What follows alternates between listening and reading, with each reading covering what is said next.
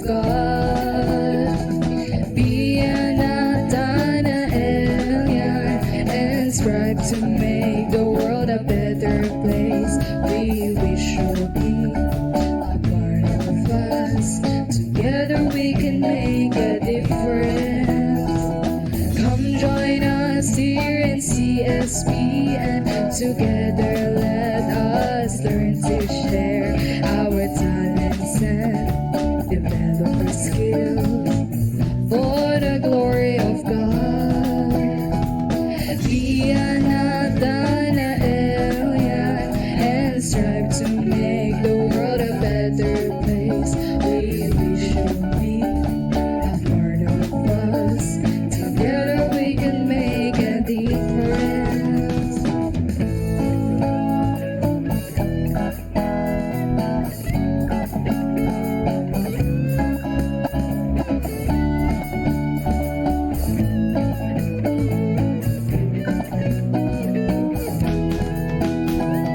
Come join us here in CSP, and together let us learn to share our talents and develop our skills for the glory of God.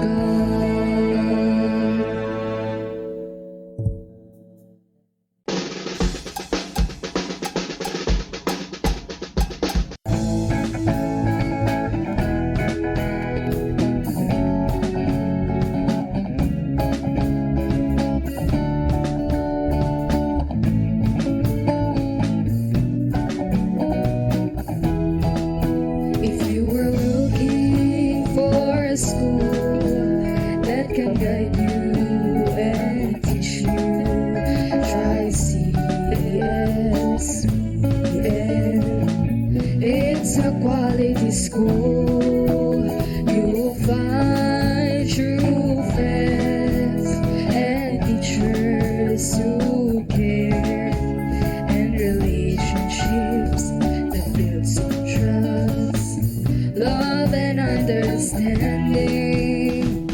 Come join us here in CSE, and together let us learn to share our talents and develop our skills for the glory of God. Be a Nathanael and strive to make the world a better place. We wish you'll be a part of us. Together we can make a difference. Come join us here in CSP, and together let us learn to share our talents and develop our skills for the glory of God. Be a Nathanael and strive to make the world a better place. We wish you'll be a part of us. Together we can make a difference.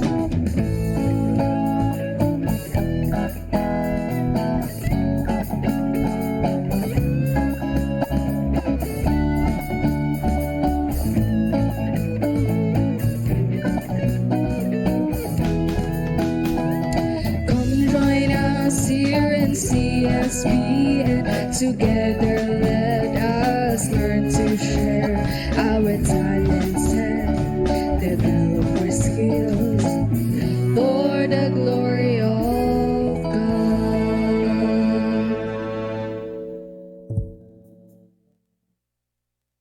The Father, and of the Son, and of the Holy Spirit. Amen. Dear God, we gathered here today with the gratitude in our hearts as we embark on this journey of seeking knowledge and understanding. We ask for your guidance and wisdom to illuminate our paths. Grant us the clarity to discern the truth from falsehood, the compassion to empathize with others, and the courage to pursue excellence in all the endeavors. May our efforts to faithful our minds open to new insights, and our hearts filled with kindness towards one and another. Amen. the name of the Father, and of the Son, and of the Okay, a pleasant day to all of you. So, welcome to our portal. So, ang ganda no, kung nakikita niyo, ang ganda ng background natin. Opo, Diba? sir. Tama ka po. Bakit maganda yung background natin? Kasi ang gaganda ng mga kasama ko dito. Gaganda ang pupugi. Maganda ang hanap. Connect. Okay, so at ano ba yung nasa likod natin? Ang ganda ng ano, no? Kaya nga, Background sir. natin, ano? Ano yan? Ano yan? Nasa likod natin. Yung ating paaralan po, sir. Ang Paaralan, no? ganda. Ayan. Nasa paaralan, ano? Ganda, no? So, siyempre, magpapakilala muna sila. Unahin natin sa ating mga viewers po. At shout out po sa mga 55 eyes. 55,000 eyes na nanonood ngayon. Sige, pakilala ka muna. Magandang umaga po sa ating viewers, sa CSBians and sa stakeholders po natin. Ako po si Carl Andre Pan, grade 12 student, Hume student po sa Resiliency. Magandang umaga rin po sa mga nanonood namin. Ako po si Cyril Mico. Ako po ay isang 12 Hume student po. Okay, so parehas itong mga grade 12 students. Mamaya makakasama pa natin sila. Pero unahin muna natin Cyril, Carl, no? Yung ating topic ngayon. Ano pang pag-usapan natin na napakahalaga? Ano pang topic? Fire Prevention Month, sir. Okay, Fire Prevention Month. Okay, so yung Fire Prevention Month is an important topic that can help to protect our family, our home, and our community from devastating effects of fire. Fire Prevention Month is an opportunity to raise awareness about fire safety and to promote that steps that individuals and families can take to prevent fires. In this talk, we will explore the importance of fire prevention and discuss some practical tips and strategies for staying safe and minimizing the risk of fire in your home and neighborhood. Let's work together to make Fire Prevention Month a time for education and community building. And now, let us welcome our speaker. But before that, pakilala muna natin. Sige, pakilala niyo yung ating ano po tawag nito? Pinaka honorable na speaker natin ngayong araw na ito. Sige, pakilala niyo Cyril and Carl. Ang ating guest speaker po ay isang guro, isang BFP officer po at isang vlogger. Kumuha siya ng BSED major in Filipino sa pamantasan ng lungsod ng Valenzuela. 2 taon na nagturo sa St. Paul Christian School, Valenzuela ng computer at Filipino. 2 taon rin po siyang nagturo sa pampublikong paaralang disiplina Village Bignay National High School, Valenzuela ng Filipino 8 at 9. Kumuha ng Masters in Education, Filipino sa La Consolacion University, Malolos. Kasalukuyan din po siyang Fire Officer 1 ng Kawanihan ng Pamatay Sunog or BFP at nakatalaga sa BFP NCR Regional Headquarters bilang Fire Safety Enforcer sa Community Relations Section. Isa rin siyang vlogger na nagmamay-ari ng Facebook page at YouTube page na Bomber Rider. Sabay-sabay po nating i-welcome ang ating guest speaker na si Ginoong Sa Restituto B. Cortan. Corta Jr.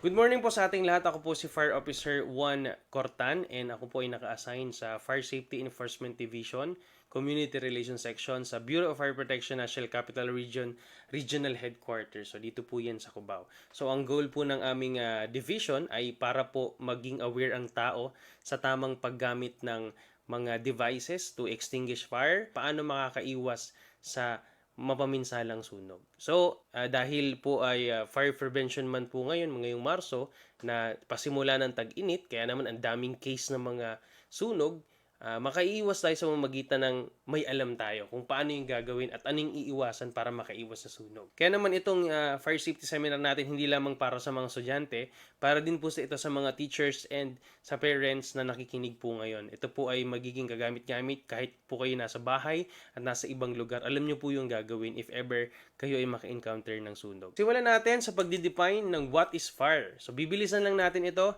Ang mahalaga po, makuha nyo yung pinakamahalagang information at kung paano lamang maiwasan at apulahin ng apoy. What is fire? So sa madaling sabi, ang fire, definition, the active principle of burning characterized by the heat and light of combustion. In simplest form, para sa akin, ganito lang kasimple yan. May tatlong composition ng fire. It consists of oxygen, heat, and fuel. So, magkakaroon ng fire kapag merong tatlong composition na to. Kapag tinanggalan mo ng isang composition nito, matik yan, maapula mo ni apoy. So, ganun lang kasimple. Pero hindi lang ganun, no? Kasi, halimbawa, tinanggal natin ang oxygen na part. Pag tinanggal natin, ito ay tinatawag na, smothering. No oxygen to enter. So, hindi natin hahayaan na makapasok ang isang oxygen sa tatlong composition na to. Kasi nga, para maapula yung apoy. So, sabi nga natin, para magkaroon ng apoy, kailangan ng tatlong ito, yung oxygen, yung fuel, tsaka yung heat. Kapag nagtanggal ka ng isa dyan, matik, maapula yung apoy. Parang itlog. Hindi mo matatawag ang isang itlog kung walang egg white, egg yolk, or shell. So, ganun din dito sa fire. And kapag tinanggal naman natin, let's say, ang available lang natin na kayang tanggalin is fuel. So, ang tawag po doon ay starvation. Matinding pagtanggal, matinding kakulangan, no? Starvation. Eliminate the fuel. Pagtatanggal ng fuel. Ang fuel, hindi lang sa alam natin na fuel na liquid. Pwedeng ang fuel ay kahoy, plastic, at marami pang mga combustible materials. Pwedeng ito ay mag-serve as fuel kasi ito yung kinakain ng apoy, kaya ito tumatagal. And also the heat, may tinatawag tayong cooling or reduction of temperature. Pagtatanggal ng temperatura doon sa mismong nasusunog. So, paano natin ito ginagamit? Ginagamitan natin ng cooling temperature. O ibig sabihin, yung ginagamitan natin ng tubig para maapula yung apoy. Yan, smothering, katulad niyan, pagtatakip, yung nakikita po ninyo na, carbon dioxide po yan, na fire extinguishing agent. Yan po kapag po yan ay ginamit for suppression, tinatakpan po niyan yung apoy. Kaya naaapula. So wala pong tubig yan, hindi po tubig ang laman yan. Carbon dioxide. So dito naman yan, katulad niya, yung lid o yung takip ng mismong lutuan ay pwedeng gamitin. O kaya yung tela. Mas maganda basa para hindi masunog, di ba? Next, may tinatawag tayong starvation. O yun nga, yung sinasabi nga natin, tinatanggalan natin ng supply ng fuel. Halimbawa, ang isang nasusunog na LPG, let's say nasusunog yung dulo nun, so hindi effective kung aapulahin natin sa pamamagitan tubig. Hindi rin effective kung tatakpan lang natin. Ang pinaka-effective gawin ay tanggalan natin ang supply ng fuel. Patayin natin yung knob. Ganun lang kasimple.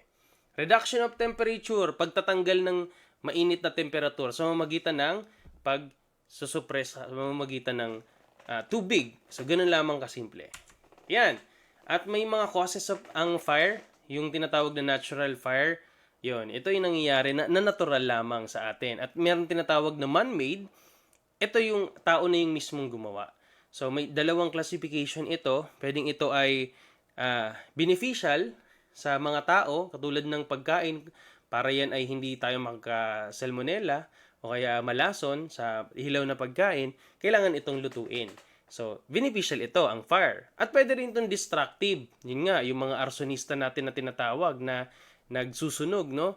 Dahil doon, nagkakaroon ng, sunog na aapektuhan ang ari-arian at worst, madamay ang buhay.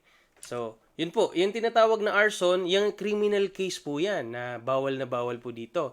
Ayon sa Fire Code of the Philippines and Presidential Decree number 1613, yan nga po ang arson ay yun nga yung pagsusunog mo, no? Na ang pakay mo ay para ma-distract or para masira, masunog ang isang establishment at may madamay na tao.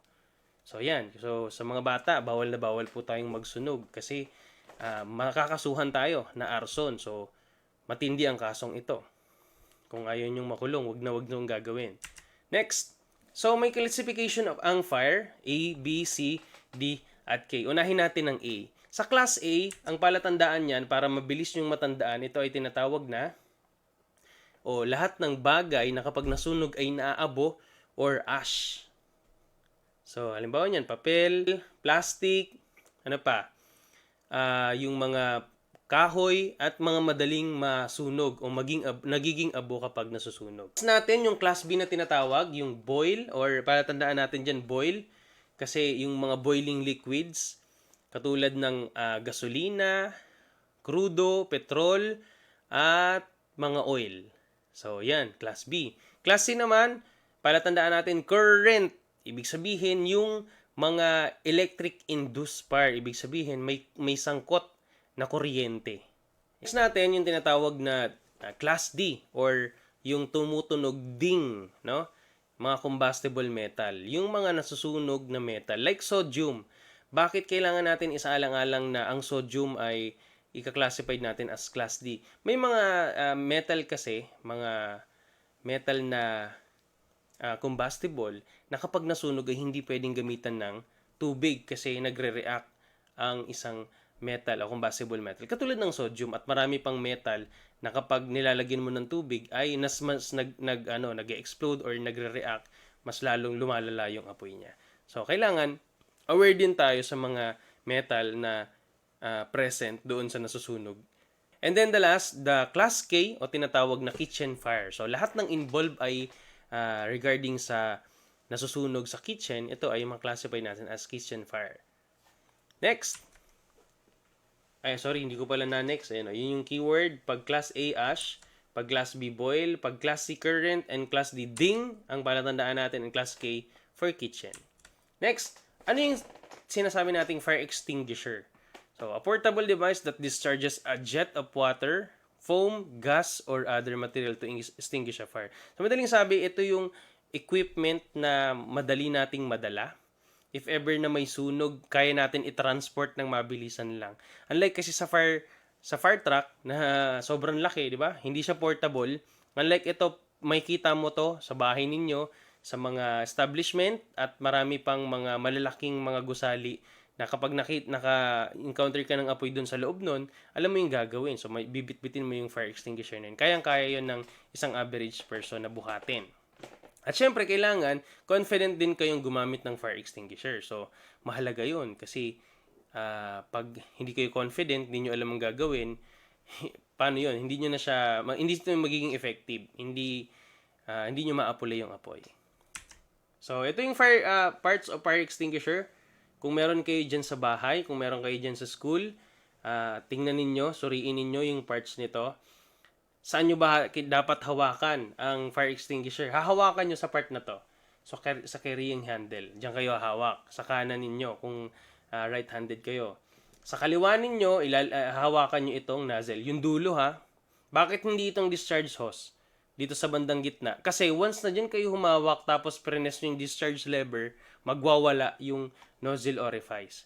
Magwawala yan. Hanggang sa walang direction yan. Kumbaga parang alam mo yung isang ahas na nagpupumiglas, parang ganun siya. Kasi nga, highly pressurized itong fire extinguisher. So, kailangan, ang hawak mo ay dito sa nozzle. Tapos, sa kanan mo ay carrying handle. So, may tinatawag tayong locking pin and safety seal. So, bago mo yan gamitin, kailangan mong tanggalin yung safety seal by twisting. Label din yan kung para saan yung fire extinguisher. May part na cylindrical tank. And this is the reason kung bakit kailangan well-conditioned ito. Kasi yung physical integrity niya kailangan okay pa. And also the pressure gauge. Yung pressure gauge na tinatawag. Diyan mo makikita kung okay pa yung kanyang pressure. Kasi kapag discharge na yan or kulang na siya sa charge, pag piniga niya yan, kumbaga para lang siyang lantang gulay na mag-e-eject yung dry chemical. Hindi siya makakaapula ng apoy. Hindi magiging effective. Hindi nyo maapula yung gusto nyong apulahin. So, wala. Mapapahiya kayo. So, kailangan well-maintained din to. Kaya yearly ito ay pinapamaintain. Hindi totoong na i-expire yung nasa loob niyan. Kasi yan ay dry chemical. Bakit yan kailangan yearly pinapamaintain? Kasi nga, for the integrity niya. Kasi katulad nun, recently may isang nangangalakal na nanguha niyaan dahil yun ay yung integrity nito ay na-compromise na, sobrang luma na, sobrang dami na ng kalawang, sumabog po yung mismong fire extinguisher. Huwag kayong matakot sa paggamit na, mas lalo kung well-conditioned. Pero kapag hindi na to well-conditioned, huwag nyo na pong gamitin kasi pwede pa po kayong mapahamak. So, sa madaling sabi, yung yearly na pagpapa-renew nito, dun sa supplier na pinagbili nyo, sa manufacturer, ang purpose po noon, para ma-maintain yung kanyang physical integrity. Mas lalo kasi hindi to araw-araw nagagamit. Nai-stock lang to dyan at magagamit mo lang kapag may sunog. Hindi naman lagi may sunog. So, dahil nga nai-stock siya, nagiging stagnant siya, maraming pwedeng ikasisira sa kanya, hindi lang kalawang. Mas lalo kung nakatouch the ground pa yung pagkakalagay. Kaya nga laging naka-elevate yan pag nilalagay. Next, types of fire extinguisher. So, ito na, maraming type ang fire extinguisher. So, sana hindi kayo masyado nabibilisan, pero sana kahit papaano ay madaanan natin ito. Fire extinguisher, so yan, may iba-ibang kulay, may iba't ibang itsura. Tingnan natin kung para saan siya gagamitin. So, may dry chemical extinguisher yung tinatawag. Ito yung pinaka-common na tinatawag, yung dry powder or powdered na fire extinguisher. So, pula yung usually na color coding yan. So, para saan po yan? Para yan sa mga usual na class A, mga combustible, B, C, at D tsaka K. So, pwede rin yan. Next, makikita nyo naman yan dito. Ano, A, B, C. Yung mga pwede na panggamitan. Yan, no? A, B, C, D. Okay? Next, carbon dioxide extinguisher. So, presence dyan, walang chemical yan. Carbon dioxide lang yan. Ano? Yan. Nag-extinguish siya sa mamagitan ng carbon dioxide. No water, no dry chemical. Pwede yan. Safe yan sa mga may hika. Pero masyadong mahal yan. Next, yan. So, pwede siya, sobrang effective siya sa mga current, Class C, and Class B, yung boiling or yung mga liquids. Kasi bakit safe siya sa current? Kasi nga, hindi siya nagiiwan ng residue ng dry chemical or hindi niya rin babasain yung mismong nasusunog. Kaya safe siya. Hindi magkakaroon ng water damage yung inyong electronic device or electrical device. Next, yung kulay blue na to na tinatawag na aqueous film forming foam or tinatawag na AFFF, mabisa ito naman para sa mga gulong. Sa mga gulong ang pinakamabisa ito. Kasi bakit? Ang aqueous film forming foam, meron kasi siyang foam and also may tubig din siya. Kaya effective siya sa ganon. Kasi subukan ninyo, let's say nasusunog ay, ang involved ay mga liquids na katulad ng nasusunog na gasolina o krudo. Medyo matagal siyang patayin sa magitan ng yung dry powder lang, yung powder lang.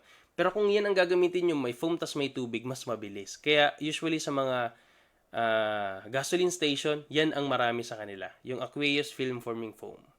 Yan o. Powerful means of tackling flammable liquids. Yun talaga yung expertise niya. Pag-aapulan ng mga flammable liquids. So, mga gulong, mga mahirap apulahin. Yan. Pwede siya. Siyempre sa Class A at, yun nga, pinaka-expertise niya, yung Class B, yung mga flammable liquids. Ito naman, yung hydrochlorofluorocarbon or HCFC fire extinguisher. So, halocarbon base fire extinguishers. Pero, based sa atin sa DENR, itong hydrochlorofluorocarbon na to ay ipinagbabawal na ibenta. No, may ipapalit sila dito na mas eco-friendly kasi nga hindi siya eco-friendly. Yan, effective ito sa A, sa B, tsaka sa C kasi hindi din ito nagiiwan ng residue katulad ng carbon dioxide. Safe siya sa mga may hika pero hindi siya effective sa ating environment. Class K, yan, fire extinguisher na pang Class K, usually ginagamit to for kitchen fire. Nasunog yung bigla yung lutuan ninyo na malaki. So, magandang ito. Sobrang effective ito. Kasi nga, yung sa mga high temperature na cooking oil, yung mga mantika, alam nyo na, subukan ko po yan. Kumain po kami ng tinola na maraming mantika dun sa ibabaw. Yung unang sabaw sa amin, dahil una kaming nakakain, kahit 3 beses kong inihipan yun na ina-assume ko na na malamig na, pero hindi, napaso kami. Isipin nyo, yung dila namin nun namanhid ng parang almost 4 to 5 days siguro. Ganun siya. So, may init talaga ng sobra o tumatagal lang init sa mga oil. Kaya naman, hindi sobrang effective yung mga ordinary lang na fire extinguisher. Kaya, may nakadesign para dyan, yung class K na tinatawag. Sabi, never use water on a fire involving grease or oil. Why? Kasi, kapag ginamitan natin ng tubig, ang nasusunog na ang involved ay fuel or oil, mas lalo po itong magliliyab. Kaya naman pag may nakita kayo na motor na nasunog dahil sa kanyang yung gas ay nag-leak tapos nagliyab, wag nyo pong gagamitan ng tubig. Wag na wag. Ang gagamitin nyo po, either kung meron kayo nakitang bunch of buhangin, or fire extinguishing agent na dry powder na walang halong tubig, pwedeng gamitin doon. So, yan po. May tinatawag po tayong T-pass na ang ibig sabihin ay twist the pin to break the safety seal and unlock the extinguisher. So, minsan kasi yung mga fire extinguisher, mayroon tinatawag na nylon strap na kailangan yung i-twist. Usually, kulay puti or kulay dilaw. Kailangan i-twist muna bago mahugot nyo. Yun nga, yung pull out the safety pin from the extinguisher. Para mahugot nyo, ma-pull ninyo yung pin. At para ma-squeeze yung lever. Pero bago yan, itutok nyo muna, A, for aim the base of the bar. Wag dun sa dulo, dun dapat sa base. And S for squeeze the lever to discharge the extinguishing agent. Pipigain nyo na yung lever. And also, S for sweep the nozzle from side to side. Kailangan itutok nyo sa side to side yung nozzle para kumalat yung extinguishing agent.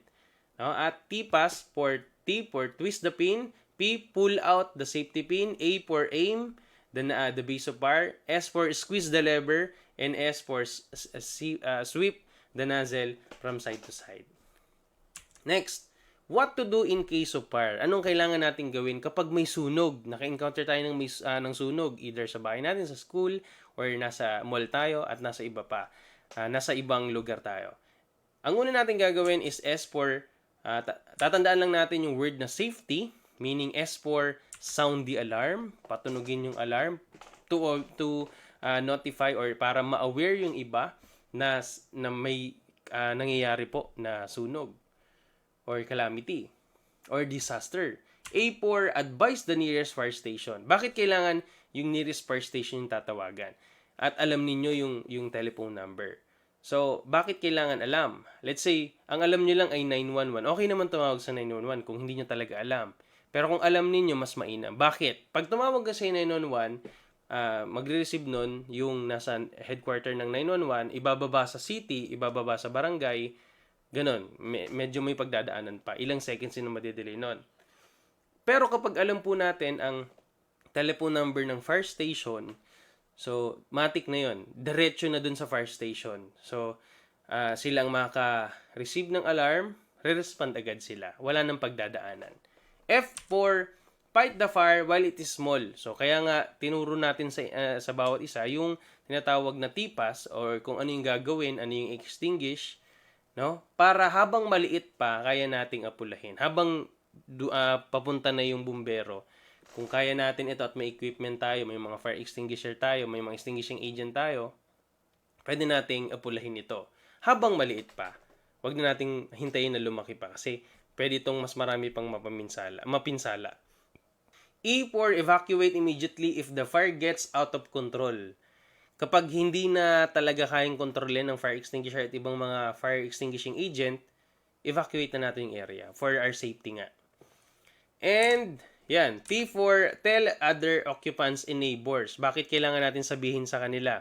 Siyempre, baka may mga closed doors dyan na hindi naririnig yung mga sigaw na nasa labas or yung mga kaklase or kasamahan natin na naka-earphones or naka-headphones na hindi naririnig yung necessary ingay sa paligid, yun.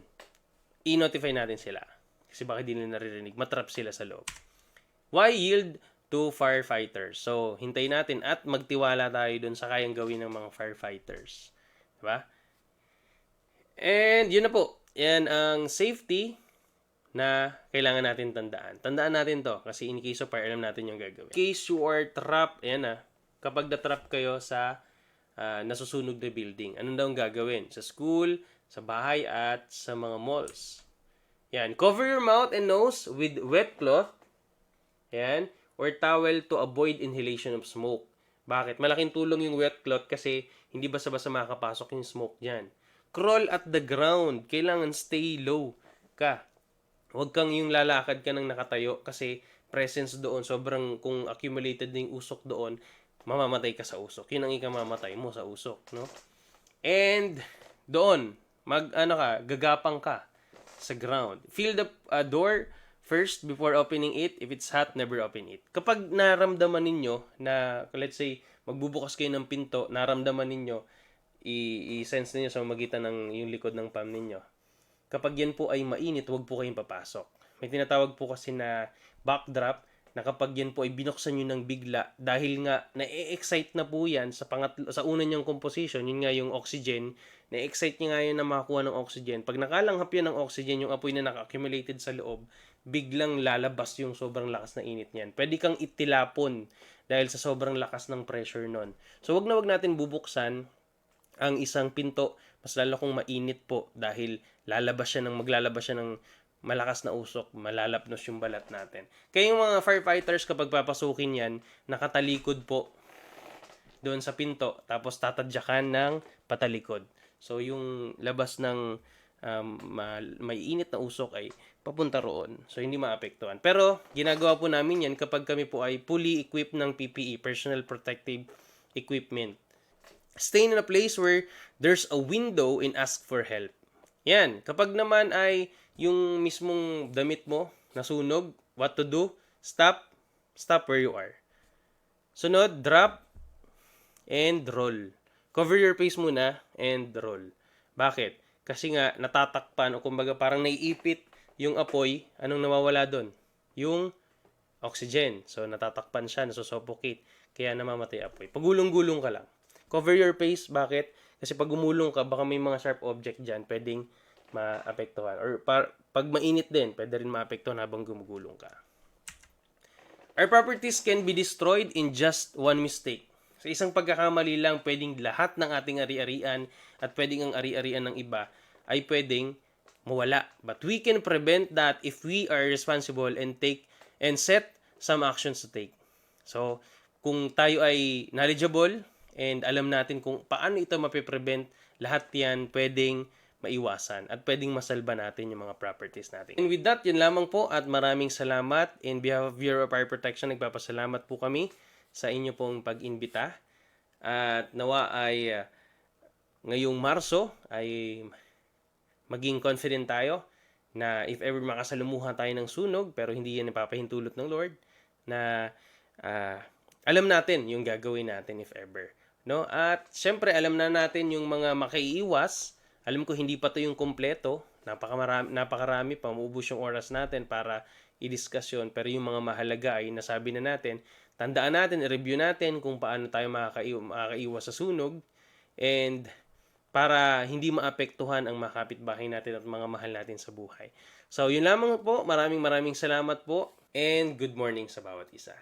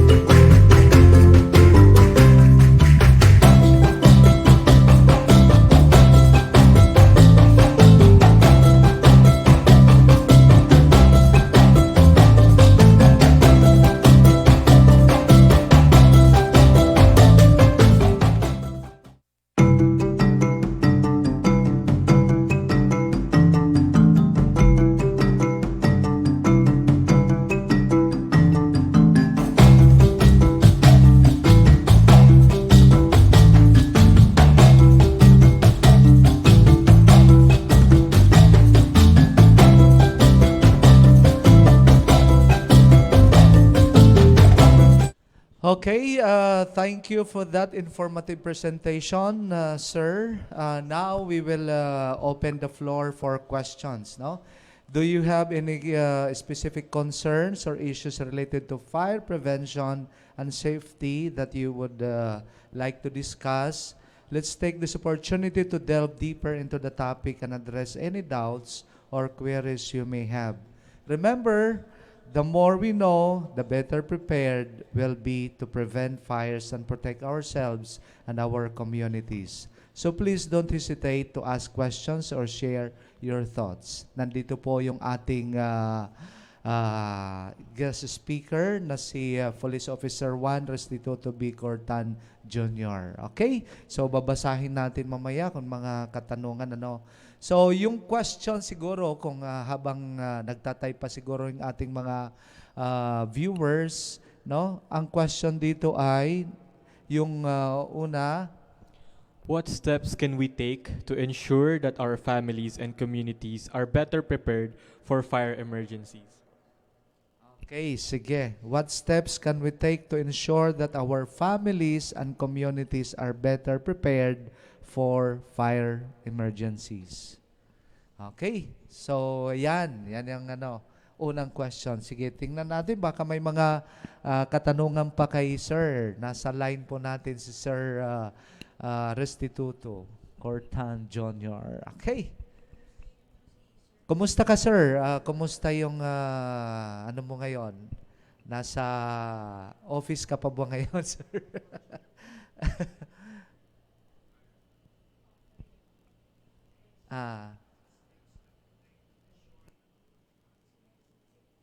Okay, sige. Sige kayo. Ano? Okay, number ito kay Precious, pabasa. Galing po kay Precious Angel de los Reyes. It's important to know how to deal with fire, not only to save yourself, but to also save other people in case of a fire.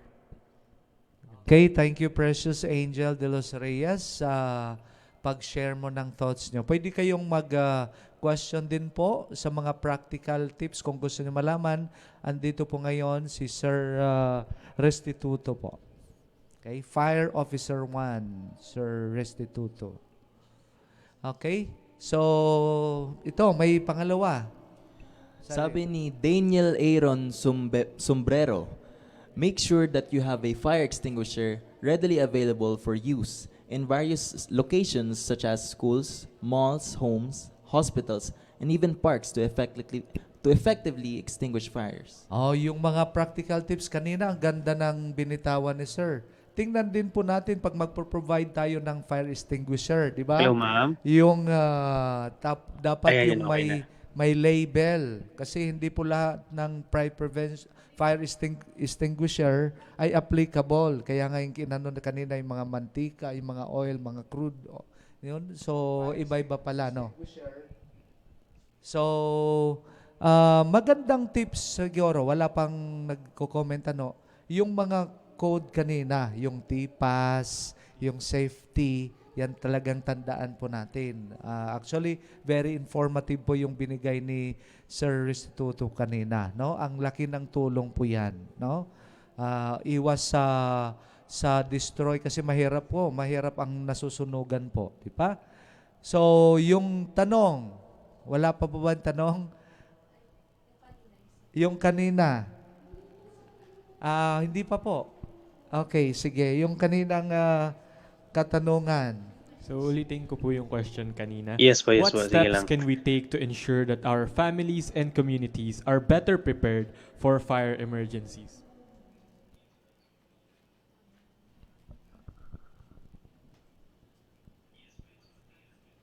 Hello, ma'am. Ma'am, saan ako dapat bang makikinig? Okay. Actually, kanina. Yan. Apo. So, Sa online ako magbe-base ba? ulitin ko po yung Okay. question. Sige. What steps can we take to ensure that our families and communities are better prepared for fire emergencies?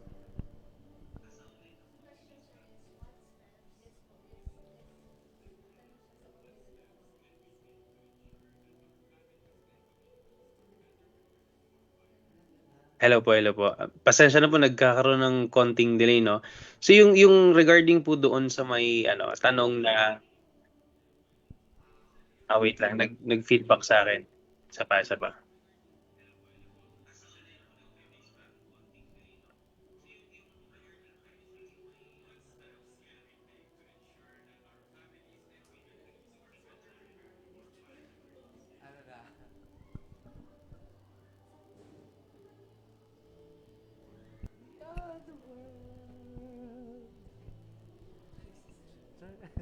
Ma'am, ganito na lang ma'am, ask mo ako, ikaw na mismong magtatanong kasi may delay kasi 'to sa online, sa live, eh. So, tanungin mo ako dito sa ikaw magtanong sa akin and then sasagutin kita. Tas yun yung i-ere ninyo.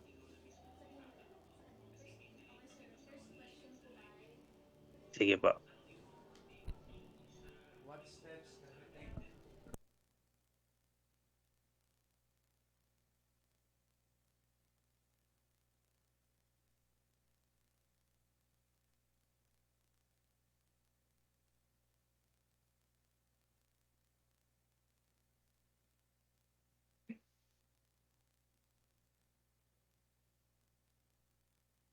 Okay. Thank you ma'am sa question ma'am. Yung pinakamagandang tips po kasi talaga is experience, 'no? So, better na para maging prepared po ang family para if ever maka-encounter sila ng fire, ang pinakamagandang tips ko po ay ma-experience nila yung mismong mag-respond sila in case of fire. So halimbawa, kung may chance or privilege na or pagkakataon na pasubukin sila na gumamit ng fire extinguisher or any extinguishing agent na kahit yung mga alternative using sand, buhangin or yung mga gamit yung blanket or gamit yung pagpatay lamang, ma-experience sila. Yun yung pinakamabisa. Kasi experience is the best teacher. Also, meron po kaming mga social media na platform kung saan ay magiging informed sila regarding sa mga fire safety tips. So ang Bureau of Fire Protection National Capital Region po ay regularly nagpo-post ng mga tips regarding sa pag-iwas sa sunog. Mas lalo ngayong Fire Prevention Month. So dahil madali na lang i-access ang social media ngayon, so better na lagi tayong nakatune doon sa mga social medias ng Bureau of Fire Protection. Also, yung katulad nito, grab the opportunity kapag may mga fire safety seminar, attend tayo. Kasi sayang yung mga ganitong opportunity.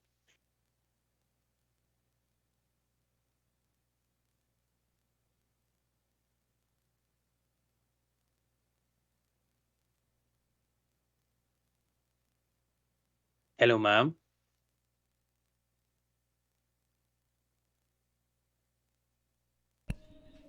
Okay, so next question, sir.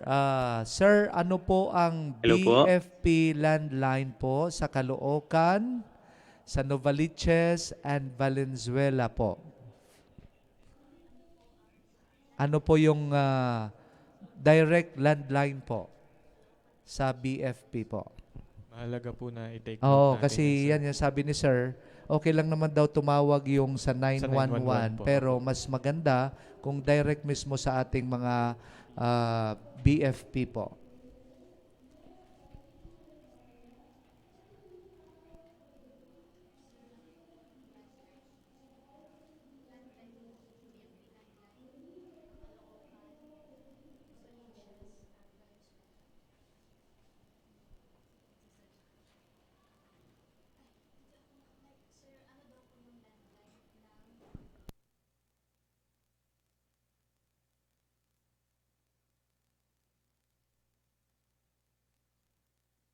Okay, BFP landline po, no? Meron po kasing landline, also meron ding cellphone number ang Caloocan. North Caloocan yan po, no?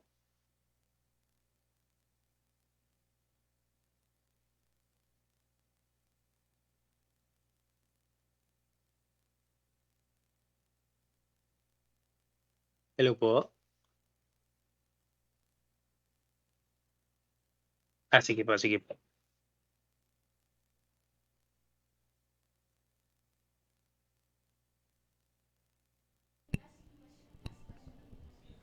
Sige, sige, ma'am. Okay, the last question. Sige, basahin mo pan. Yung last question kay Sir Restituto po. So yung last question po sir ay, as a student po, paano po kami makakatulong para magbigay awareness sa kapwa naming student? Okay. Okay.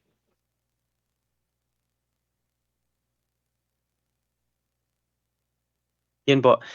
Based dun po sa sinabi ko kanina, no? As a student kasi, ang pinaka-simplest form na magagawa natin is to educate ourselves na maging fully equipped tayo, na fully confident na in case of fire, alam natin yung gagawin natin. So, paano tayo makakatulong sa kapwa estudyante natin or sa kapwa kaklase or kaklase natin? So, sa ganitong paraan. So, bilang student, magiging fully equipped ako na if ever dumating man yung sakuna katulad ng sunog, ay alam ko po yung gagawin. Para if ever sa pagdating ng panahon, let's say katabi mo yung kaklase mong yon, mapapayuhan mo siya or alam mo yung gagawin mong intervention sa kanya or masasagip mo siya in case of fire. Kasi kung parehas kayo na walang alam or hindi knowledgeable kung paano matugunan or paano respondihan ng isang situation or kung paano makakaiwas, so parehas kayo mapapahamak. Pinakamagandang gawin, fully equip ang isang student na and knowledgeable kung paano umapulan ng apoy at paano makakaiwas sa apoy at masamang dulot nito.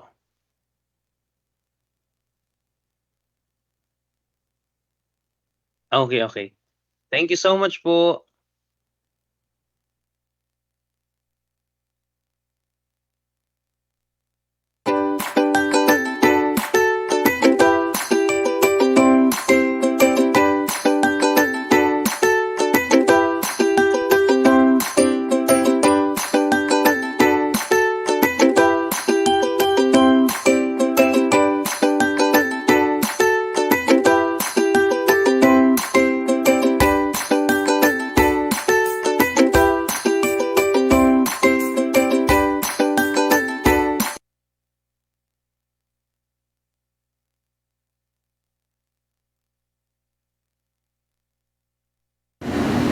The grace, peace, love, and mercy of the Lord our Christ Jesus be with you and all your loved ones. So welcome again to our program, Let God's Word Guide Us. And for this talk, I have chosen a book from the prophet Jeremiah, chapter 7, verse 23. The passage tells, "Listen to my voice, then I will be your God, and you shall be my people. Walk exactly in the way I command you, so that you may prosper." So again, passage is from the book of the prophet Jeremiah. And the one talking is Yahweh, the God of Israel. He is talking to the Israelites, the people of Judah, the southern kingdom. And he wants these people to listen to his voice, to remind them that they are actually in a covenanted relationship with God. That God is their God and they are God's people. And the command is to walk exactly in the way that they are commanded so that they may prosper. So we may ask, what exactly is the way, no? Walking in His way. What is this command, no? So let me share some of the ideas that are contained with that phrase, no? To walk in the way of the Lord. So walking the way of the Lord means adopting a lifestyle that is godly. So because they are in a covenant relationship, the people, the Israelites are expected to be godly, to be people of the covenant, that they can be identified by their lifestyle, no? A godly lifestyle. Another meaning of the walking in God's way is to meditate on His Word. And it's possible daily, to daily meditate on God's Word, and to do this in an atmosphere of prayer. So, walking in God's ways means devoting time for personal prayer and listening to God's Word or meditating on it. Third meaning probably of the walking in God's way is to live one's life according to His will. No? Kung siya ang Lord, siyang master, siya ang the one who's supposed to dominate, and we willingly submit to Him, dapat we live our life according to His will. The fourth interpretation or the fourth element of this living or walking in His way is to thank Him for the goodness and all His blessings. To be grateful with what we receive from Him, the graces, the blessings, the countless gifts that God has given us. And then the fifth is walking in His ways means to serve Him as our Lord. No? Tayo yung alipin, tayo yung supposed to be sumusunod sa Kanya, and we are to serve Him. And the sixth that I can offer as a meaning of walking in God's way is yung to abide by the law of attraction. Kasi yung law of attraction dictates you attract who you are. So, if we are godly, then we attract positive and loving thoughts that are of God. And true enough, if we do that, we will really prosper. Kaya napakaganda yung kanyang sinabi, no? To walk exactly in the way I command you so that you may prosper. Nowadays, it's very common to say you manifest your desires, no? Using the law of attraction, that as I have mentioned. But again, the law of attraction, if we have to understand it in a deeper sense, is that we attract who we are. So, what other blessings, what other prosperity will be given to us if we live a godly life? Then of course, we attract the God who created us all, the positive and loving God. And of course, with God, we will surely be blessed. We will surely be living a prosperous life. Not materially, but according to the values and priorities that God has for His beloved. So again, from the book of Jeremiah, chapter 7, verse 23, listen to my voice, then I will be your God, and you shall be my people. Walk exactly in the way I command you, so that you may prosper. May we heed to God's voice. May we walk according to His path, so that He will bless us. Let God's Word guide us. Thank you for listening.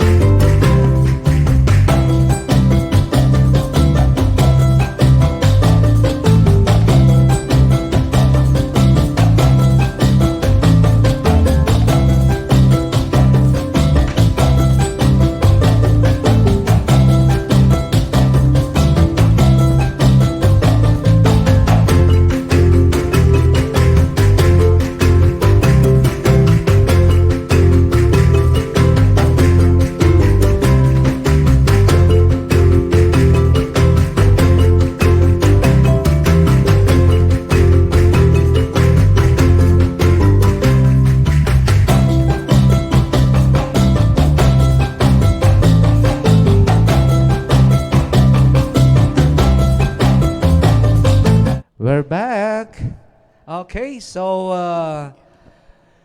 for our speaker, so let's acknowledge po the certificate of recognition is given to Fire Officer Restituto B. Cortan Jr. And for sharing his time, knowledge, and expertise about fire safety awareness and prevention during the celebration of Fire Prevention Month with the theme, Sa Pag-iwas sa Sunog, Hindi Ka Nag-iisa. Given on the 13th day of March in the year of our Lord 2024 at Colegio de San Bartolome de Novaliches, Barangay San Bartolome, Quezon City. Signed by Miss Rina and Lim, LPT, our Emergency Preparedness and Security Officer, and of course, signed by also by Mr. Paul B. Pulintan, LPT Maed, our school principal. Sir. Okay, so congratulations and thank you so much, sir. No, ito po yung iyong certificate, no. Siguro very busy din si sir. We respect and we understand that, sir. Pero thank you so much. Ang ganda po ng inyong mga insights. And we hope more viewers will be able to watch this kasi yung mga learners naman ay they watch on their own time within the day, no? So thank you, sir, no? FO1 Restituto Cortan, sana po hindi po ito ang first and the last, no? Nandiyan naman po si Ma'am Rina na makikipag-communicate sa iyo. Vlogger, sir. Oh, vlogger nga pala, sir. At saka mukhang may rider na sa rider community doon sa, no? Yeah. So, thank you, sir. Sana minsan magkita tayo sa road, no? Sige. Yan. Okay, sige Sir Paul. At syempre, naiwan natin dito yung ating ipapakilala natin, no? Yes, oo, si Cyril is one of our grade 10 learners, and the other day si Cyril was given a special award, no, by grade 12 na nga pala siya. Nakatanggap si Cyril ng award, no? So tell us about it. Ano nga ba itong award na sa SM ginawa, no? SM Annex. Okay. The award was given to me sa Sky Dome po no, ng SM North. Wow, kita mo ha? Yes po. Yung nagbigay po sa amin sa akin ng award is si Sir Miller po, yung fashion trend designs. Na-recognize po ako by the founder kasi po magkakilala po sila ng mother ko po. Oh, okay. And then as far as we have been informed, Sir Perry and I at saka si Ma'am Charmaine, yung mga design mo ata ay post pala dito sa along EDSA Avenue, no? Tama Yes ba? po, sir. Yes. Wow, talaga naman Sir Perry, no? Yan talaga yung simple lang, oh. Simple lang, pero ang ganda po ng award na tinanggap ni Cyril. Parang if I will parang comparable siya doon sa Grammy Awards, no? Silver ba 'yun o gold? Ano ba 'yun? Gold po, sir. Gold. Wow. Galing, And mukhang malaki yung Cyril, ano? Malaki po, mga ganito po, from leg to. Wow. So we really are very proud of you, Cyril, Thank you, ano? Sana all. Sana kami ni Sir Perry ay mabasbasan mo rin ng biyaya ng very inclined sa artistic ventures, no? Yes. And for your information, si Cyril po ang ating head sa mga gumagawa po ng yearbook for the school year 23-2024, no? As part of the work immersion program, Cyril together with 3 other grade 12 students are engaged in preparing for the yearbook. Sana po mga parents ng kinder, grade 6, grade 10 and grade 12 you will subscribe po, no, or consider getting the yearbook.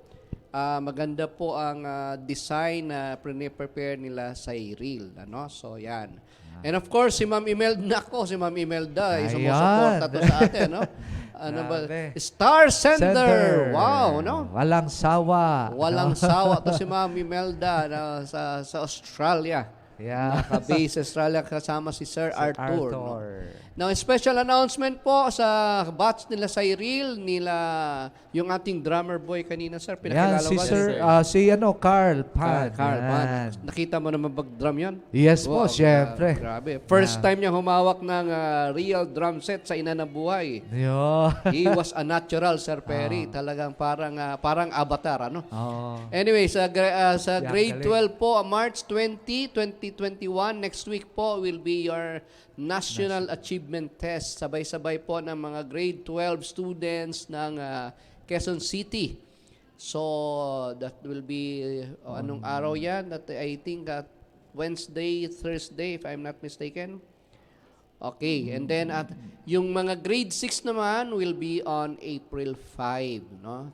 So, yan po yung mga special announcements. And of course, we would like to announce also that by next week, 3 to 5 in the afternoon, after your examination sa morning, yung po magta-try out sa basketball, Green Centurions varsity players for next school year. Open po sa incoming grade 11 and grade 12 dito po sa ating covered court. No? Please contact our sports coordinator, Ma'am Sofia, and our work immersion students na si Paul at si Valencia. Yan. Galing. Okay, so Sir Perry, pakantay na natin sa Cyril, ano? Kumakanta ko ba, Cyril? Artist ka pa naman, ano? Anyway, sige. Kailangan ba natin ng drummer, sir? Hindi na, no? Okay, sige. Okay, so thank you so much for viewing, and so again, we are grateful kay Sir Restituto for sharing to us during the Fire Prevention Month, this March, yung tungkol sa mga fire tips and knowledge na binigay niya. Thank you so much, sir. Okay, Sir Perry, go ahead. In omnibus amare, in omnibus servire, in omnibus amare, et servire, Domino, in everything, love and serve the Lord. Cyril, pakibasa. Goodbye, everybody. Yes. Thank you so much. Let us put ourselves in the most holy presence of the Lord. In the name of the Father, and of the Son, and of the Holy Spirit. Amen. Dear Heavenly Father, thank you for your presence with us this day. Thank you for the time we have spent together learning more about you and worshiping your name. Lord, show us ways that we can bless others each day. May your strength sustain us, may your power preserve us, and may your hands protect us. May we find gladness and satisfaction in all of our success and even in our challenges and lessons. May your love go with us this day and forever. Amen. In the name of the Father, and of the Son, and of the Holy